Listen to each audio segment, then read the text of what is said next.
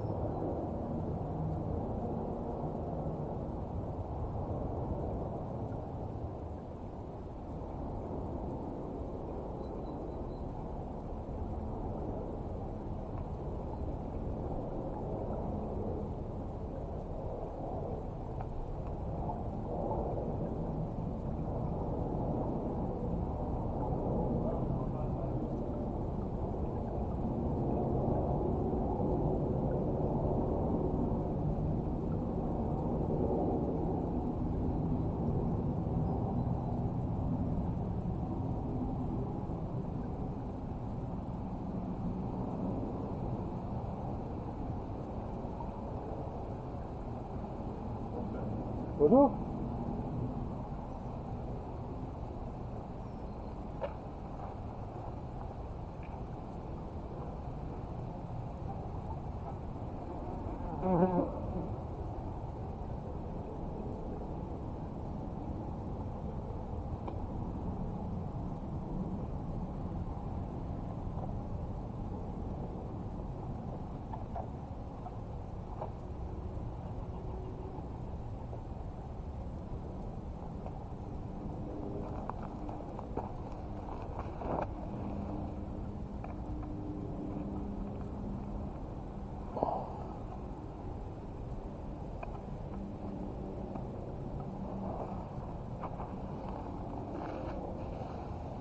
Voilà, j'ai approché le capteur, les trucs photovoltaïques de la lumière et là j'ai ma fontaine qui s'active doucement. C'est très bien. Comme ça je vais pas perdre trop d'eau s'il y a un jet d'eau trop fort. Voilà, c'est bon. Donc j'ai regardé du coin de l'œil pendant que je versais de l'eau. J'ai pas vu de capture ni d'abeilles ni de frelons. Là j'aperçois un frelon qui est tout en haut de la tente et qui flaire les frelons qui sont en haut de la tente. Il flaire les frelons et les abeilles. Donc là je rappelle, c'était important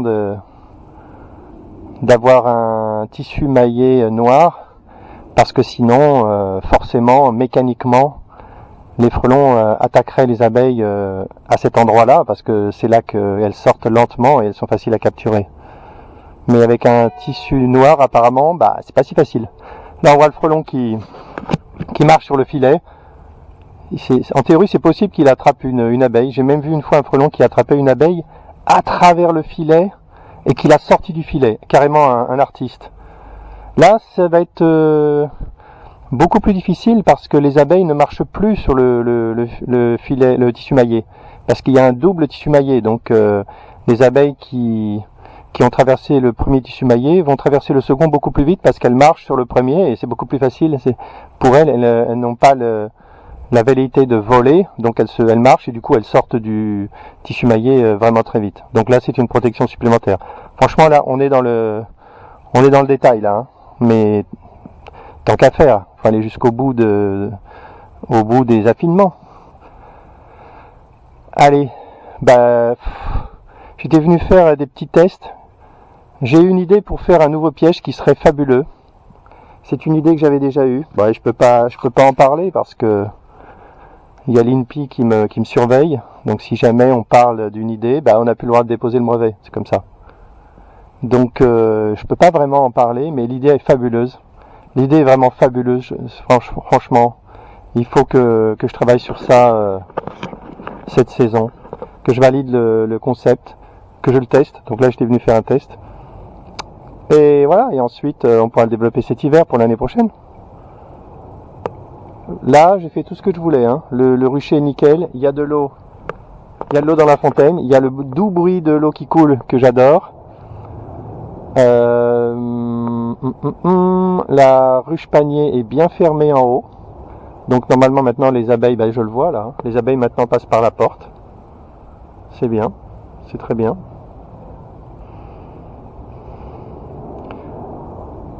Dans les améliorations que je pourrais faire sur le rucher, je pourrais... il y a un petit peu trop d'abeilles dans la tente de la ruche horizontale. Un petit peu trop. Peut-être que je pourrais retourner la tente et mettre la grande porte à l'extérieur, comme ça doit être, comme c'est prévu à l'origine. Je vais voir ça, ou alors rajouter de la mousse. Vérifier si la mousse fonctionne entre le tube et le voile blanc. Bon, c'est pas préoccupant, il n'y en a pas 2 millions. Hein. C'est pas terrible quand même, mais bon. Voilà un frelon sur la 1, 2, 3, sur la 4e tente. Il est au ras du sol, il fait la guêpe. Il cherche soit un cadavre d'abeille, soit une abeille moribonde.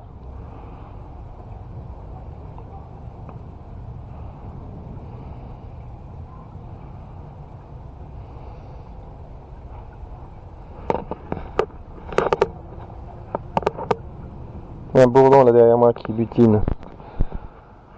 Alors voilà, je pense que c'est pas la peine que je reste très longtemps. Hein. Là j'ai terminé mon observation. Ce que je peux faire pour améliorer le rucher, tiens, là le frelon a attrapé une abeille qui était dans l'herbe, qui était probablement morte hein, là. Donc apparemment les frelons se nourrissent de cadavres, hein, apparemment. Ou alors une abeille qui est morte il y a très peu de temps, il est capable de détecter que c'est consommable, je ne sais pas. Ouais, ce que je devrais faire, c'est ramener des parpaings et cacher les planches d'envol quand il y a des grappes. C'est une très bonne idée ça. Il faut que je le généralise.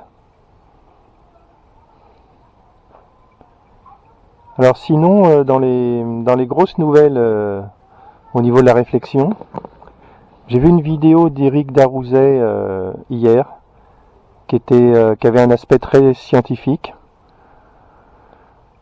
Il essayait de répondre à une question franchement un peu vaine, mais bon. C'est-à-dire de savoir si on pouvait déterminer qu'il y avait des frelons qui provenaient de plusieurs colonies. Et quand on veut faire ça de façon scientifique, ça devient un peu lourdingue. Hein. Et en fait, en prélevant des frelons, il peut les étudier au niveau chimique, à la surface de leur peau. Il y a des traces, qu'on peut mesurer, et puis voir, essayer de les regrouper. Et essayer de déterminer, essayer de remarquer qu'ils viennent de groupes différents. Et s'ils viennent de groupes différents, on peut faire la supposition que ça provient de différentes colonies. Ça c'est le premier axe. Le second, c'est génétique, c'est-à-dire de regarder d'étudier la génétique des frelons, et puis d'essayer de déterminer qu'ils viennent de la même colonie. Et là, à la fin, il conclut que même cette technique n'est pas fiable à 100%. Donc, moi, ce que j'ai compris au global de ce que j'ai retenu de la vidéo, et qui est un peu décevant, c'est que les généticiens ne seraient pas capables de nous dire de manière certaine, efficace, rapide, simple, que un frelon sur la tente de droite, ils seraient pas capables de nous dire que 2 frelons ont la même mère par l'étude génétique. Et ça, franchement, moi je regarde plein de séries policières et tout, et moi je pensais que la génétique c'était plus abouti que ça, hein. Et apparemment, pas tant que ça. Voilà. Voilà ce que j'ai appris de la vidéo. Alors sinon après, on peut toujours se rabattre sur les conseils de bon sens. Tiens, quelqu'un qui arrive, je vais lui dire bonjour. Bonjour, ça va? Ça va, ouais. Alors j'ai fait le ménage, hein. Là j'ai fait grand ménage. Maintenant tout est nickel. Derrière j'ai bien rangé. Qu'est-ce qu'il y avait on est quoi là aujourd'hui? Samedi? Non, mardi? Ouais. Ouais, c'est presque pareil. Ouais. La ruche médiévale, oh, elle était entourée de frelons. Eh ben en fait la raison c'est parce que c'est la seule qui n'était pas protégée avec celle-là. Ouais. Et comme c'était ouvert en haut, les abeilles sortaient volontiers et les frelons profitaient de cet endroit parce que c'était l'endroit le plus facile. Alors, elles étaient toutes, alors elles étaient en grappe. Bah oui. À l'ouverture. Bonne observation. Bonne observation. Les abeilles. Hein, oui, bonne observation. Ouais. La bonne observation. Elles étaient en mode défensif parce que c'est elles se chopaient la totalité de la pression du rucher puisque les autres. Voilà un frelon qui est arrivé, là un frelon vient de se faire capturer là sur cette tente. Mais là j'ai corrigé le problème parce que comment j'ai fait? J'ai scotché en haut pour que les abeilles ne sortent plus par en haut parce qu'il y avait des trous partout. Donc j'ai scotché, maintenant elles ne peuvent plus sortir. Maintenant elles vont sortir par la porte comme les autres et elles seront au même niveau que les autres. Donc elles seront protégées comme les autres. Elles n'auront plus de pression particulière par rapport aux autres. Et il y avait celle-là qui était tombée. Oui, hein, elle bascule un peu, celle de complètement à gauche là, elle bascule un peu. Elle est pas, comme il est partant en bas, c'est pas. Il y a un frelon dedans. Bon, dans laquelle? Dans la première. Ouais, il y en a un peu partout. Hein. Bonjour. Il y en a un peu partout. Ici aussi, on les voit là. Sur la troisième, on les voit. On voit leur ombre. Et là, la lunette. Bon, je reprendrai ma discussion sur les idées que ça m'a donné la vidéo orientée scientifique de Éric Darouzet. Donc dans l'ensemble, là, le rucher est protégé. Hein. Il n'y a pas de pression. Comment on voit que le rucher est protégé? En fait, moi j'ai deux critères. Il ne faut pas qu'il y ait de colonies bloquées, parce que quand il y a la grappe et tout, et quand ça s'accentue, les abeilles sont terrorisées, elles ne sortent plus. D'accord. Et elles crèvent de faim. Il y a des colonies dans le sud de la France surtout, hein, en Espagne, il y a des colonies qui crèvent de faim et qui disparaissent, qui meurent. C'est une hécatombe. Et après le deuxième niveau, il ne faut pas qu'il y ait de prédation devant les ruches, c'est-à-dire des frelons qui arrivent, qui capturent, qui partent. Ça ne met pas en danger la colonie, mais ça fait souffrir l'apiculteur. Donc là, la tente fait les deux. D'accord. Elle vise les deux. Et là, maintenant, elle vise les deux. Maintenant, je vérifie que ça marche vraiment. De manière systématique, là, je viens tous les jours, et je vois bien que c'est hyper tranquille. Quand on arrive sur un rucher qui est sous pression, en fait, ce que les gens décrivent, c'est 3-4 frelons en permanence devant chaque ruche, qui font comme des zombies qui attendent de manger de la chair fraîche. Et ça, c'est une pression terrible. Et là, c'est évidemment pas le cas, on voit absolument pas ça. On sait qu'il y a des frelons, parce qu'on en voit arriver et on en voit en haut de la tente, donc on sait qu'il y a vraiment des nids autour, et on constate devant les ruches qu'il n'y a aucune pression. Et donc on est content, on est plutôt content. Les frelons, ils font la même chose? Les frelons européens? Ouais. Mais très peu. Très peu. Parce qu'on n'a pas jamais entendu ce problème. Non. Ce n'est pas, avec les frelons européens, c'est pas un problème. Ah ouais, c'est pas un problème. Non. Donc, parce que ils se sont ils capturent très peu. Depuis longtemps. Donc. Oui, ils capturent très peu. Et en fait, ils doivent se nourrir avec d'autres proies. Ils ont dû trouver d'autres proies qui les satisfaisaient. Ce matin, j'étais en train de prendre mon petit déjeuner dehors, j'avais mon verre de chocolat. Ah oui? Ouais. Ils sont vraiment pas méchants. Hein. Non, vraiment. Dit ça, Non, vraiment, ils sont. Il suffit de leur donner une petite tape, ils s'enfuient. Il faut leur donner 3 tapes. Si on leur donne une tape, des 3 tapes fortes. Si on donne une tape, ils sont habitués à se taper entre eux. Voilà un frelon en plein milieu. Ils sont habitués à se taper entre eux, ça lui fait rien. Il s'en va, il revient. Mais il va jamais contre-attaquer. Vous pouvez lui donner 3 grosses tapes, comme pour le tuer. Il ne contre-attaquera jamais. Vous ne serez jamais attaqué. Il vous piquera jamais. Et donc ça, c'est rassurant pour les gens.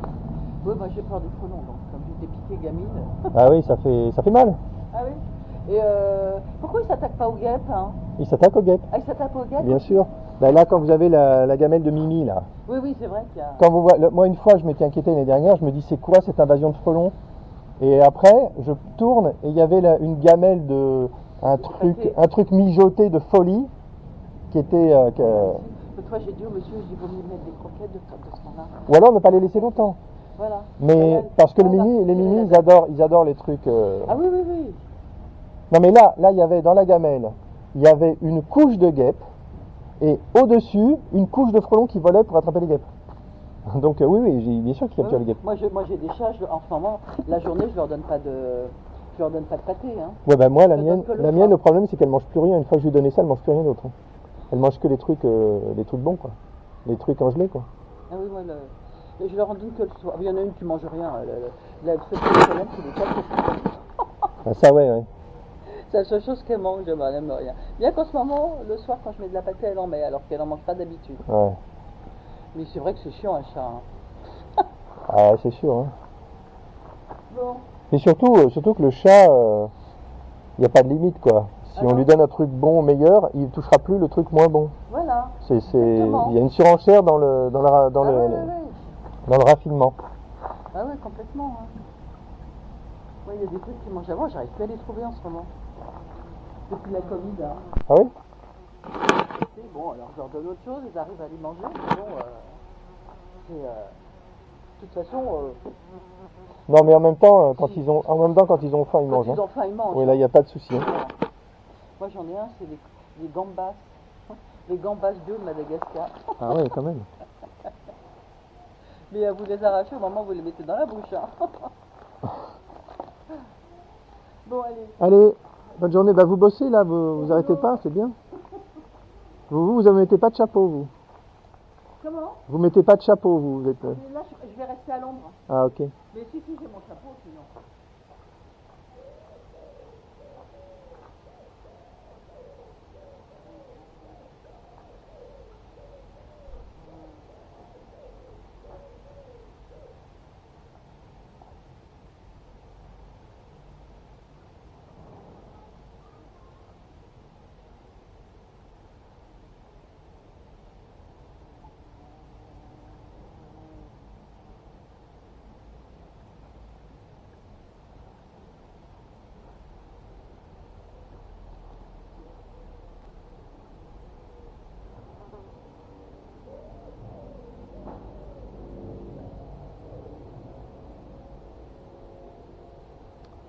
Là, je regardais les abeilles sortir, là. Ça fuse sur la... Là, je me mets un peu de côté, là. Et je regarde les abeilles qui sortent de la première tente, de la tente devant la ruche horizontale. Et on voit que ça fuse, quand elles partent tout droit dans la bonne direction. Et on voit quelques abeilles qui montent, un petit peu trop. Et dans l'ensemble, elles partent, la plupart partent dans la bonne direction. Hein. Et on voit qu'elles partent vite, elles fusent. Si on compare aux abeilles qui reviennent assez lentement. Là, on voit que c'est cette ruche qui est la plus active de loin. Hein. Là, quasiment toutes les abeilles qui reviennent, bah, c'est pour elles. Hein. Les autres, elles arrivent 2 fois moins, quoi. 2 ou 3 fois moins. Maintenant, j'ai rien prélevé dans toutes ces ruches. Donc, elles doivent considérer qu'elles sont à bloc. Point de vue réserve, je pense pas qu'il y a de souci.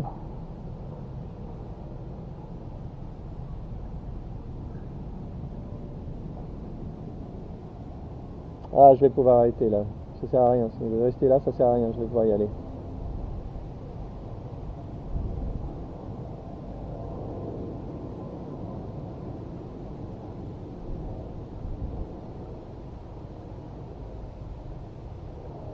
Il faudrait que je déplace ma fontaine pour la mettre un peu plus loin, pour avoir une chance que les abeilles aillent dessus. Peut-être aussi recouvrir avec un autre matériau, là, les petits cailloux, c'est peut-être pas si bien que ça. Bien sûr, la sphagne, je l'ai toujours pas trouvé, hein, je vais même pas chercher.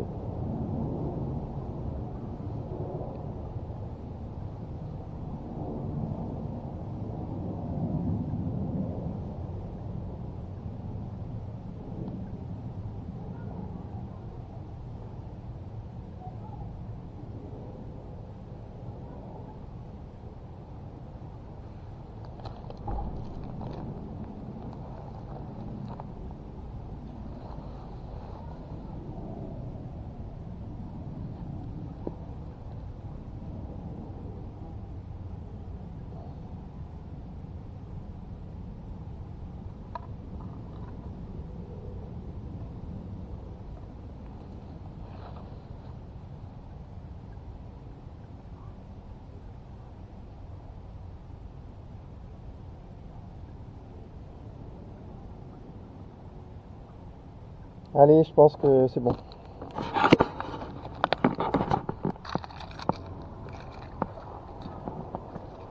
Bon là, plusieurs minutes se sont passées et même pas de frelons qui arrivent. On va conclure que le rucher est protégé.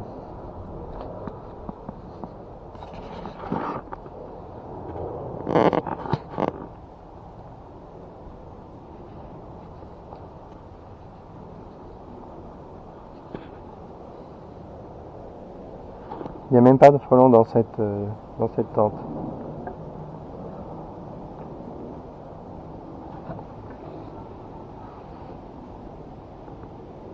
Ici un frelon.